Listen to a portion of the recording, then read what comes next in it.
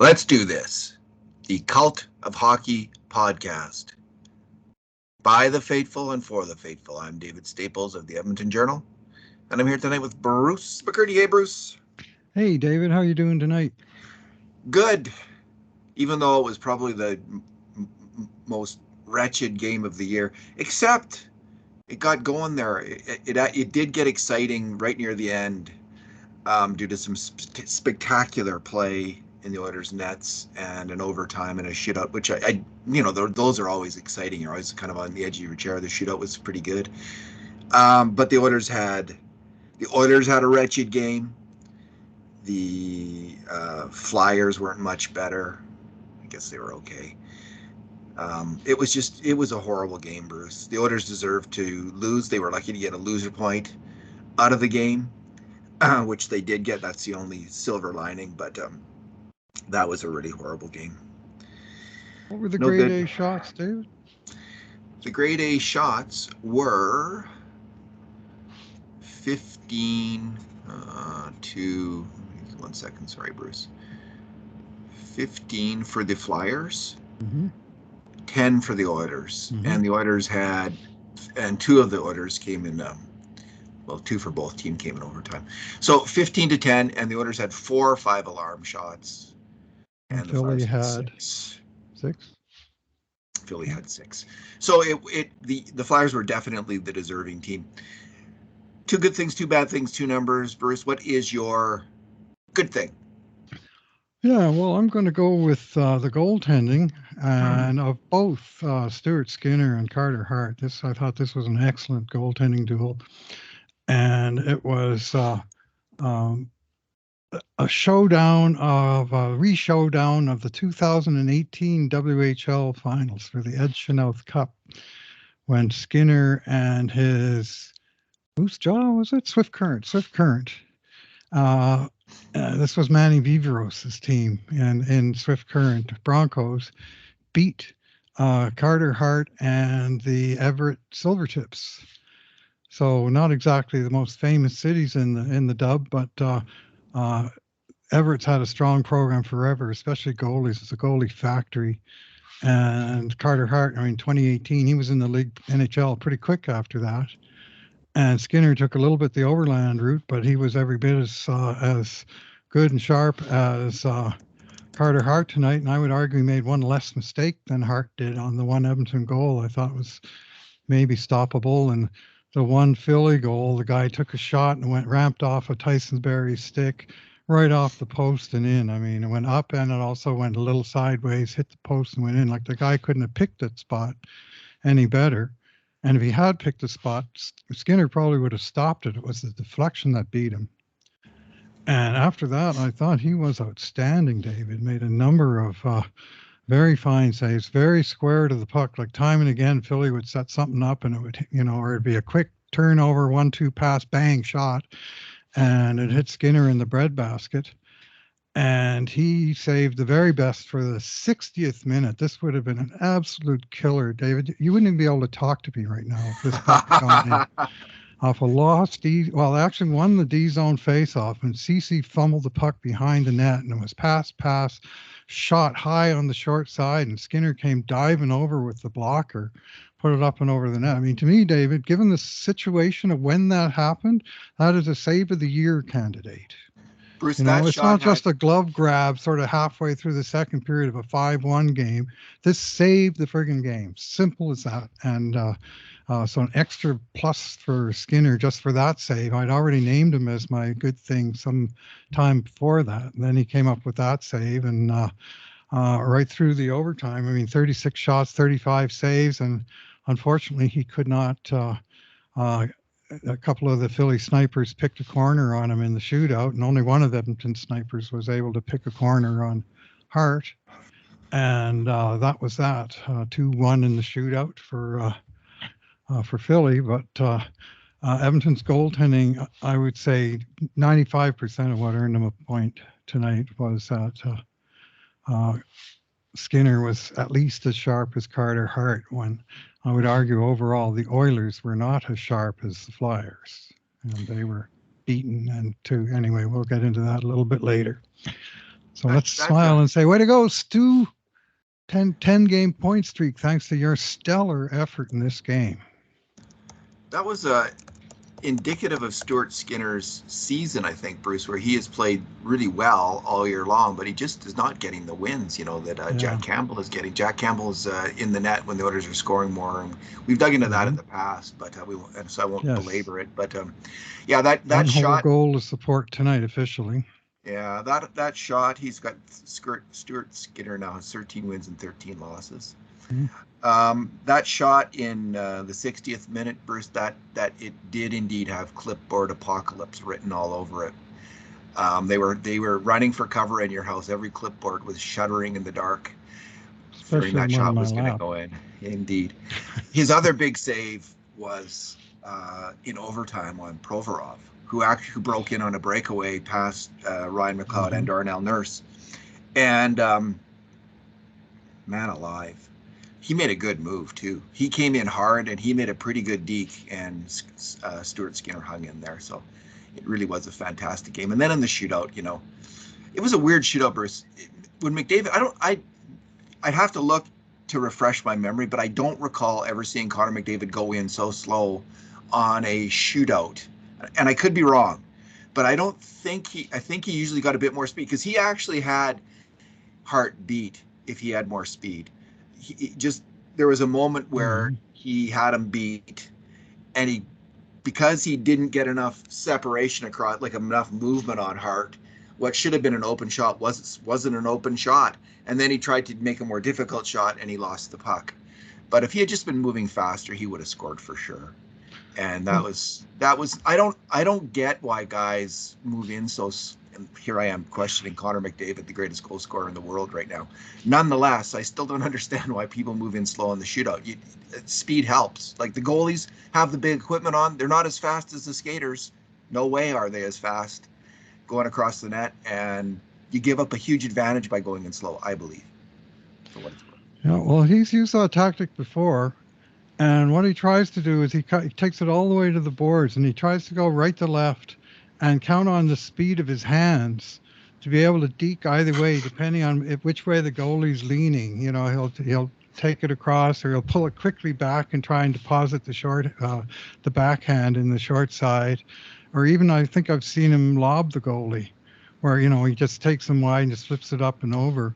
But I personally prefer more speed than that. I wish they have the old shootout rule where the puck carrier starts at center and the defending player starts at the far blue line and chases him, and actually makes it look like a hockey play. All this damn foolery and trickery. You don't see hockey played that slow, except in their all exciting shootout scenario. Make the guy skate, make it play like So that's what I used to like about the old NASL shootout, where they had a hockey style. The guy started on the 35-yard line. He dribbled the ball in, the goalie came out, and he had to make a play within 5 seconds. So he couldn't just go around the perimeter. He actually had to attack. Cool. And I don't remember that. I'd like to see I'd like to see less of the shootout. Well, I mean, tonight we saw it. The Oilers are now 0 for 2 on the season in shootout, and only 1 goal, which was Nuge's tonight. So, yeah, they missed Kyle Turris on the shootout, Bruce. 5 straight overtime losses for the Oilers, which is kind of hard to accept almost. Now that you mention it, like I probably do have a memory somewhere in my mind of McDavid going in slow. Like maybe this is the one time out of 3 that it hasn't. It's not the only one. where it hasn't worked out for him. But anyway, I prefer when they've been there. And then Leon, you just expect him to score. Like, he's such a great shooter, and he didn't score either. It was I'll get into this, not exactly Leon's night. Bruce, this was a Flyers 2-1 victory. But my good thing was the Oilers' second goal. I just thought that was a fantastic goal. Starts off with the scoring play starts off with pass up the ice, Fogel to Hyman, who kind of tips it in, and then Draisaitl picks it up and makes an absolutely fabulous pass to Warren Foegele in the slot. Warren Foegele then does exactly what a shooter should do. He takes the puck hard to the net, and Hart moves over to take him out, and Foegele gets wiped out by that. and Hyman picks up the puck, then slams it home. Beautiful goal, just a fantastic goal, and full credit to all the players on the ice for making exactly the correct play, doing their jobs like NHL players should. Just textbook hockey. You draw that one up. Any coach would say that's exactly what every player on the ice should do, especially Fogle going hard to the net like that. Perfect. That's my good thing. Yep. And the refs made the right call on the ice. Called it a goal. They did. And then John Tortorella challenged it, and you could see him ruefully shake his head, and I was pretty sure I could read his lips saying that's going to be an effing goal. And he just looked as the commentators and kind of rueful. They said, well, he's got to call it the way this game is going, but if he loses it, the Oilers get a power play. Well, guess what? He didn't lose it. They somehow determined that was goaltender interference, and that the goal came back. No power play for Edmonton. In fact, 0 power plays for Edmonton in the entire game, which leads me to my bad thing, which is the officiating in tonight's game, which sucked. And it was very, very one-sided refereeing in this game. The Oilers did not get one call in this game, David. No power plays. That goalie interference call, that was, to me, bogus. Icing calls that the linesmen were pulling out of their rear ends. Like, CC shoots it in from 1 inch outside of center, and then Kane wins the race to the puck. Like, flat out wins the race to the puck. And when Kane is recovering the puck behind the icing line, the linesman calls icing. I mean, what is that?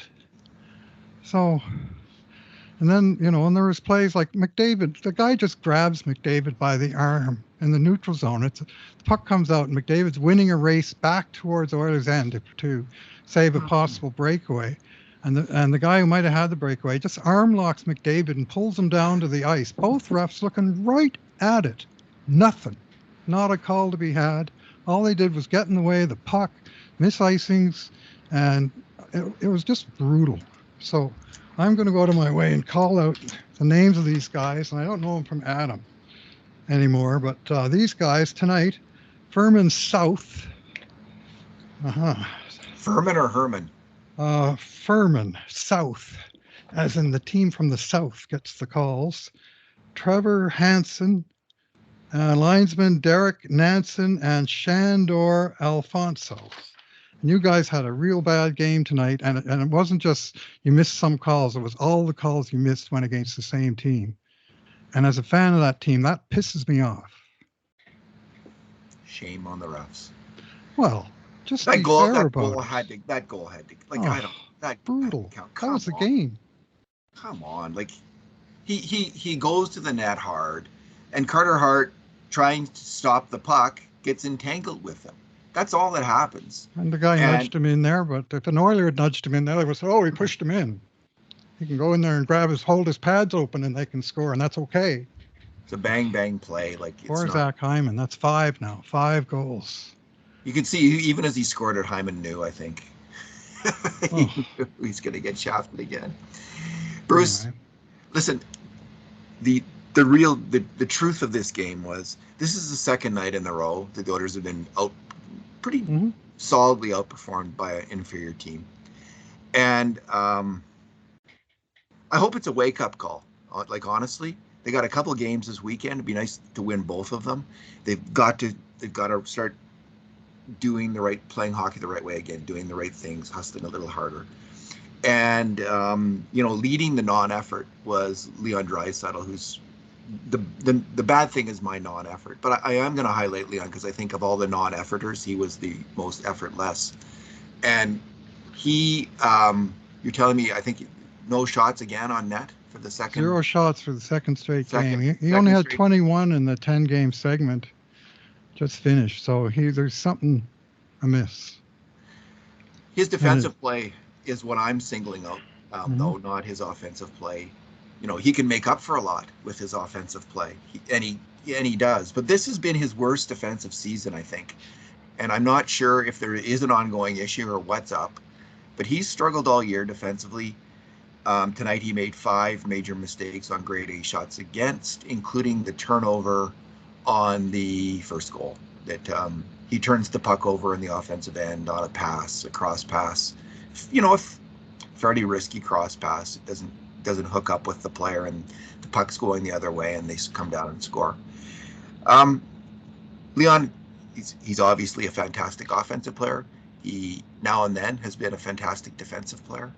He has that in him, and I hope he will crank it up for the playoffs and be that player, because it's absolutely critical if the Oilers are going to win the Cup. But this year in the regular season, he hasn't been. And I'm not sure, like, I haven't done that look like over 3 years, the old 5-on-5 goals against per 60. Mm-hmm. But having done it in the past, Leon's ranked poorly. And there's a reason for that. And it's because he freelances on defense. He doesn't play traditional defensive hockey. Stay on the right side of your man in the defensive zone. He's looking for the pickoff. He's looking for the pass. He's sometimes cheating for offense. He's a free thinker, both on offense, where it really, really works, where he is almost unparalleled in his offensive game in the NHL. But on defense, the free thinking doesn't turn out so well. And tonight was one of those nights. So, how many errors or five mistakes major mistakes on grade A shots. And they had 15. So, 1/3 of them was right in the middle. Something's not right, and he made it for more than one pass in the offensive zone that wound up on an enemy stick. And when the one time he made the sensational play to make up for it all, Oilers got hosed. Anyway, tonight his feet weren't moving, like his legs weren't moving, and so there's something wrong with them in terms, or it could just be Bruce. This is February; it's a long season. Players go through lulls, but this has been more of a. His defense has been better in other years. Every other year that we've been tracking this, his defense has been better than this year. So, maybe you're right. Maybe there is something that's. He's a big guy, and he gets heavy legs, and that happens sort of randomly. Even when he's playing well, he'll have a night where it's just his legs aren't going. But this is really 2 in a row, and that's after that break. And if you watch the All-Star game, 3 in a row, because Leon was not good. I didn't watch the All-Star game. I haven't watched one of those since I was. It's a period. It's not really a game. They get 20 minutes, and then they go home. So anyway. It was. What happens? They only play 20 minutes? Well, they play at 3 20-minute games. The Pacific plays the Central every year, and the Central wins every year, and then the Pacific goes home. And then it wound up being the Atlantic that beat the Central in the final. Anyway, whatever.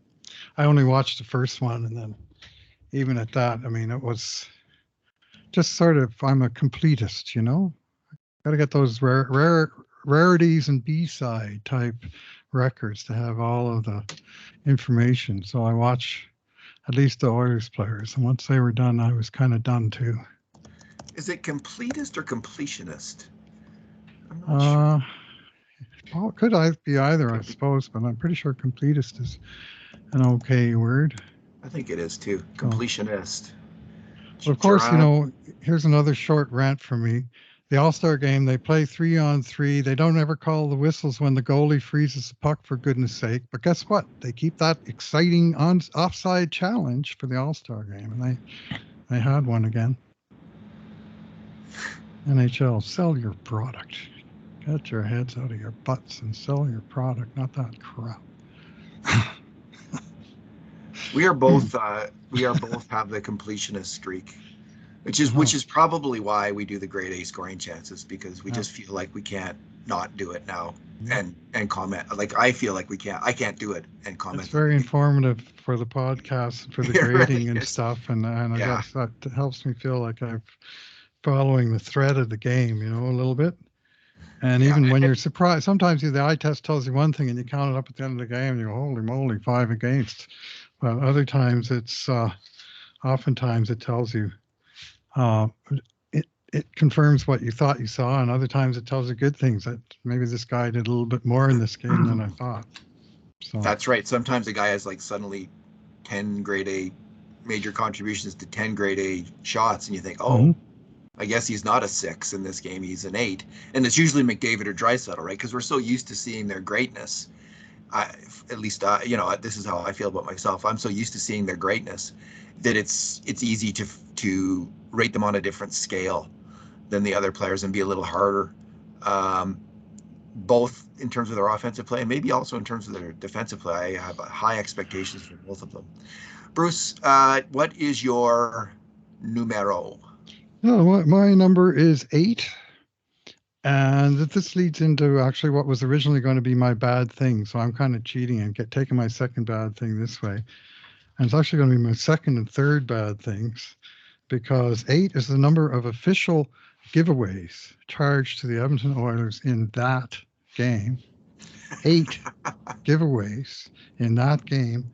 And so I'll give my bonus sort of bad thing to the minor scorers in Philadelphia, who apparently weren't watching the same game that I was watching, that had Edmonton constantly coughing up the puck. And I will say this, I thought Philly had an excellent game. I thought they checked the crap out of Edmonton, and they were winning their races to pucks. They were winning the puck recoveries. They were winning the puck battles, and Edmonton was losing more than their share of those things. Credit to Philly, but also debit to Edmonton for the number of times they finally did get the puck. And if they did get it over the blue line, they didn't get it over center. You know, they just weren't able to make a decent play. And so many times it'd be one of the D-men would have it, he'd look up ice and he'd pass it right to a Philly guy. It was like those black uniforms they were wearing was a cloak of invisibility or something. Because, you know, Bouchard did it, CC did it, Kulak did it. I think basically almost all the defensemen, Nurse must have done it at least once, where they had the puck and just passed it right to him. Couldn't get it out of the zone. Like, their puck management in general was poor for probably 50 minutes of this game. And then it was pretty good down the stretch until a disaster in the last minute, leading to the fantastic save of the year candidate by Skinner, where Ceci coughed up the puck behind the net, and the defense was slow and rotating and reacting to the 2 quick passes, and boom, but it was Ceci's puck all the way, and he just kind of fumbled it, and the next thing you know, switched the 2 passes and a shot on the net, and a killer goal narrowly averted. And it was, again, just poor puck management. A lot of it by the forwards, but a whole lot of it by the D-men in this game. And it was, there was just not much flow to it. I don't think the ice was probably very good, but that bad ice is bad ice for both teams. So it's not really an excuse. It's just it's like a muddy track. It is what it is. You have to deal with it. And I just thought Philly was just a little sharper, a little more competitive even than Edmonton tonight. And even though it wound up in the shootout, I think probably the better team on over the course of the 65 minutes won. Much as it bugs me to say that with Philly, which has never been my favorite team. Bruce, my number is 3, as in a 3-way tie for second place in the Pacific Division. Seattle, Edmonton, and Los Angeles all have 63 points right now. Now, Seattle has played 1 fewer games than Edmonton, 1 less game than Edmonton, and 2 less games than Los Angeles. So it's not exactly even Steven here. The good news tonight is that on the night the Oilers got a loser point, the Golden Knights beat the Wild, and the Wild are in contention. I mean, the only way the Oilers don't make the playoffs is if these teams who have 58 points, the Oilers have 63 in it right now, but Colorado, Calgary, and the Wild all have 58 points. There's 2 wild card spots. I think 2 of those teams with 58 points will make it, and one of them won't. Is how it's lining up. And so all 3 of them would have to surpass the Oilers. So anytime the Wild loses, I'm happy about that. And obviously, if the Avs don't make the playoffs, that's fantastic. Same goes for the Flames. It's 3 of my least favorite teams. And although I actually like the Avs, I hate the Kings and the Kings, Stars. the Flames, and the Stars. Okay. No, it's the Wild. It's the Wild, the Avs, and the Flames. But I actually like the Avs. Oh, right, they're tied with each other. Yeah. They're all tied with each other at 58. So the Kraken lost to the Devils. The Flames lost to the Red Wings, 2-1. So, in some ways, it was a very getting that gained loser a point on them. Could have gained 2, but it was a good night in that way. So I'm not crestfallen tonight. It was a Gary Bettman kind of night, in Edmonton where we get the loser point, and the Oilers really needed that, so they got it. Yeah. Think about the loser point, though. Is, I mean, 1 point gets you nowhere. You just don't lose much ground. But I mean, on balance, the teams average about 1.1 points per game because of this cockamamie point system. And so, the thing to do, like the strategy, the optimum strategy, is to take all the games to overtime and win half of them. If you did that, you get 123 points and win the President's Trophy by tying all your games. That's the system that Gary Bettman's got set up for the NHL. No more ties, just lots of tie games, you know. And anyway, you know what you got to win that second point in overtime. To me, the true Bettman point is actually the third point. They played to the tie. They got their 1 point each. Now the league has created an extra point, and they play for it. And the Oilers have played for it and lost it 5 times in a row now. I got to fix that. Yeah. Well, Bruce, I want to ask you about one other issue before we sign off tonight. So there's lots of talk about what the Oilers need to do. And, you know, having seen this team in this recent run of play, and they are plus 27 on goals differential this year, I'm not convinced that they have to do anything very much. I mean, I think they need another depth defenseman because depth defensemen get injured in the playoffs. I think another depth forward's a good idea because forwards get injured, and they don't have a ton of depth right now. But I'm not actually, listen, I'd love it if they could pick up a highly skilled forward like Arturi Lehkonen, like Colorado did last year. That kind of trade, fantastic. But everyone's like jumping out of their skin saying they got to make a big move. They want them to move that first round pick. They want them to maybe even next year's first round pick. They want to see this is the window. We can't miss the window. I get all of those instincts, but I like this team. And the fact of the matter is, when I took a close look at the lineup today, and I think Ken Holland has kind of performed a bit of a magic trick here, because he's turned over 6 players on that roster, and some significant players on that roster since last year. And it seems like no one's noticed it. Like everyone's clamoring for change. There's been a lot of change on this team, and there's a lot of new players, and they've all come together, and they've kind of, this game, was not their most stellar moment, but they've kind of they're finding their roles. They're finding what they can do together. Certainly the defensive group is in that category, with Desharnais replacing Chris Russell in just a really key role on the PK, which was a huge hole on the head all year. Yeah, so I just, Bruce, I'm kind of coming up to the trade deadline. I'm not clamoring for a trade. I was about a month ago, I recall. I wanted to see them bring in a big, tough left shot defenseman. But since that time, Brett Kulak's played better, and Philip Broberg has been playing really well. And the main difference, though, and it's funny that you got so little bit of chiding because your good thing for the first half of the year, part of it was Desharnais coming up and taking over that role. But it is so significant. The fact you have a guy who can be a shutdown D-man on the PK. Tyson Barrie. On the right side, Tyson Barrie was struggling. He was just wrong thing to get him out there. Him and Bouchard. The horns of a dilemma who he put out there on the PK. And when we did our 4 good things, 4 bad things podcast during the break there, Kurt was saying it was Bouchard he was glad he was off the penalty kill. And I think I may have mentioned Barrie that I was glad he was off the penalty kill. Either way, you got CC and Desharnais, and now you've gone 10 games since that horrible LA game, since Desharnais came in, 10 games, 2 power play goals against.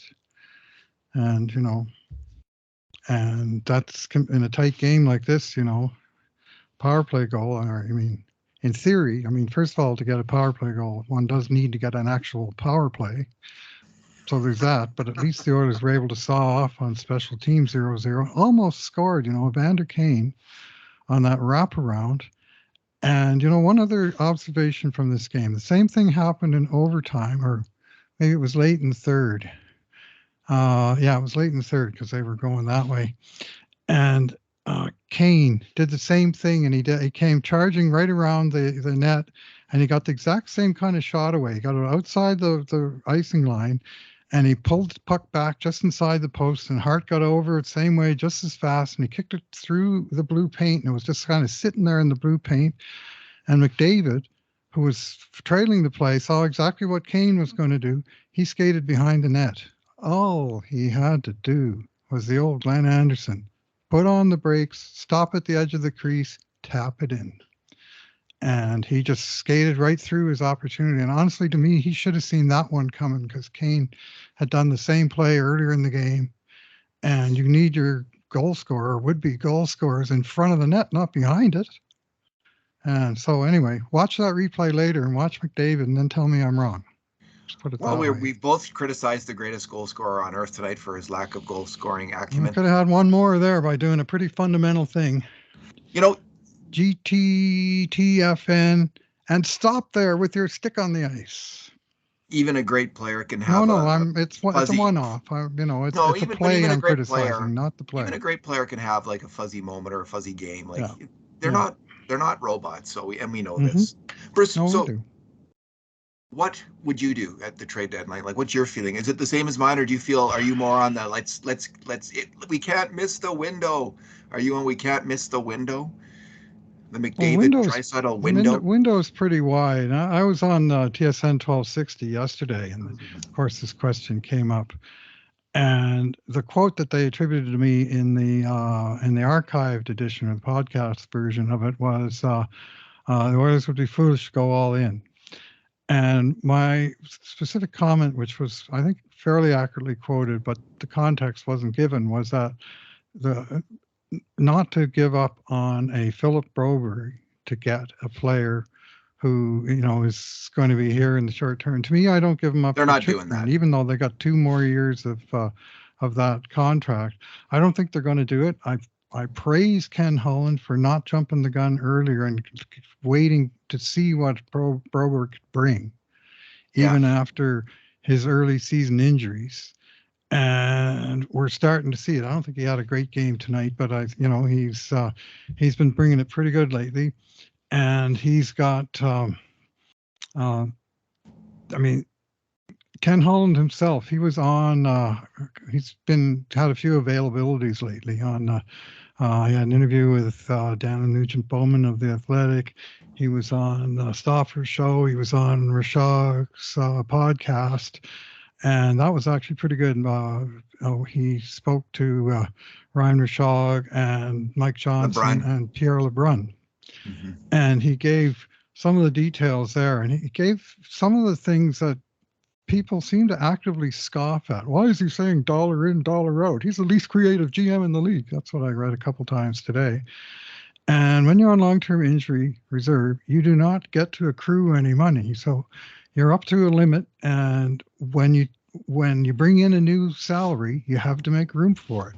And you can't say, well, we have $2 million for the first 4 months of the season, so we can now go and buy a $6 million player, which the few teams, competitive teams that aren't on long-term injury, can do. And to me, he's just talking plain common sense, and he's just getting ripped for it. And I don't think that's right. Like, you got to understand the rules of the road a little bit. And he didn't break Oscar Klefbom's shoulder. I mean, he didn't. No. Ken Holland's not responsible for that. That's why they're in long-term reserve. And Mike Smith. Yeah, and it is. And next year, hopefully, they're out of it, because those 2 contracts both expire now. But it's been a huge problem at all 3 trade deadlines of the last 3 years. That there's not much they can do. I mean, last year they had to get Derek Brassard. Had a $900,000 contract in that range, and they had to get the other team to retain half so he could be on the payroll as a $450,000 player just to get under the limit. It's not tight. So you could say there are creative ways to do it. Now, sure, you can overpay, or you can, you have to move. If you want to get Chychrun, for instance, the way you can possibly do it is send Kulak the other way and Puljujarvi the other way, and then work out the other details, which are going to be costly to Edmonton. But then you've actually created some cap space that you can replace those guys with Chychrun and an NHL minimum forward. And so it's possible, and other teams are doing it. But I mean, when New York Rangers go out and get Vlad Tarasenko, and people say, "See, other teams can do it." New York had $4 million in cap space, and St. Louis retained half of Tarasenko's $7.5 million contract. Well, guess what? They got room. Oilers don't, and it's a conundrum. There are things that could be done. You know, you could even trade for Eric Carlson if you got the right retention on salary.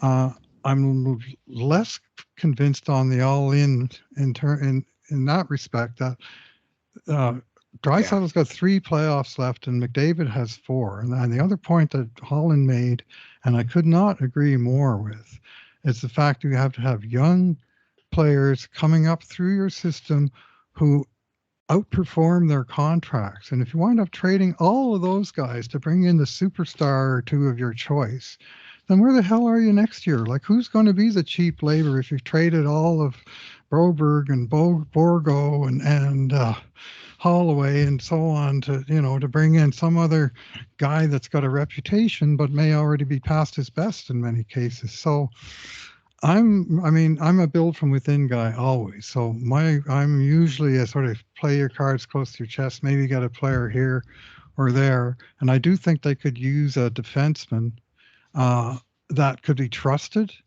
in tough minutes. So even a 4 or 5 kind of defenseman, just to add some little depth. Unfortunately, that is not Ryan Murray based on anything that we've seen this year, and he can't stay healthy anyway. But there are guys out there like that. You yeah. could probably get Ollie Mata from Detroit, for instance, for a fraction of the cost of some of these other guys. And I'm not saying he's Chychrun, but I'm also not saying that Chychrun is God's gift to hockey, that he's just going to come here and bam, Stanley Cup. And that's what Holland said too, was that he said there's no magic recipe that you just sprinkle fairy dust on a trade and it guarantees you the Stanley Cup. And he made the point that in the last 16 years, the team that won the President's Trophy has won the Stanley Cup 2 times, and they've basically been the favorite all 16 years. Or next thing to it, and the best team doesn't always win, even if you give yourself the best chances possible. But his objective is just to get back in the playoffs year after year after year and give yourself a chance. And that's where we seem to see Edmonton is now.